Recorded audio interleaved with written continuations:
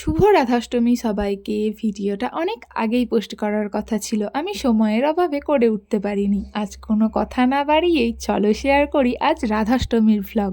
প্রথমেই বলে রাখি, আমি আর মা এটা প্রায় 3 বছর আমরা জন্মাষ্টমী পালন করছি, তো সেই রকমই আমরা 3 বছর রাধাষ্টমীটাও পালন করছি। নিজেদের মতো যতটুকুটা পারি আমরা চেষ্টা করি।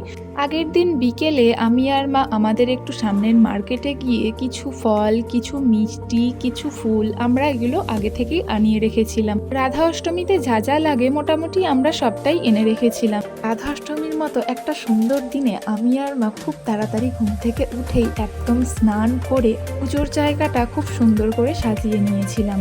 তারপরেই তো শুরু হয়ে গেল সব রান্না বান্না।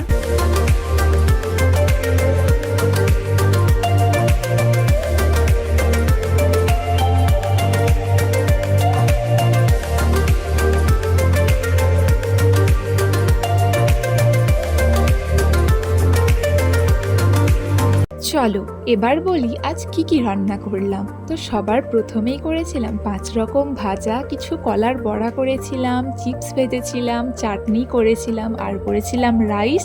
তার সাথে করেছিলাম পনিরের তরকারি, পায়েস।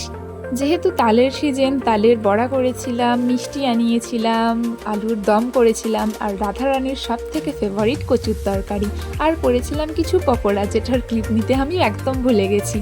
সব কিছুটাই রেডি হয়ে যাওয়ার পর মা পুজো শুরু করে দিয়েছে।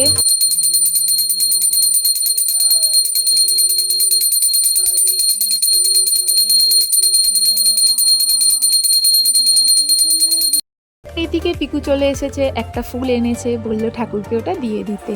আর তারপরে ও করছিল নাচ, মা করছিল একটু গান। তারপরে মা গীতা পাঠ করার পর মা ঠাকুরকে প্রণাম করলো। পিকু যে কোন দিকে প্রণাম করলো ওই জানে। আজকের ভ্লগটা এতটাই, টাটা।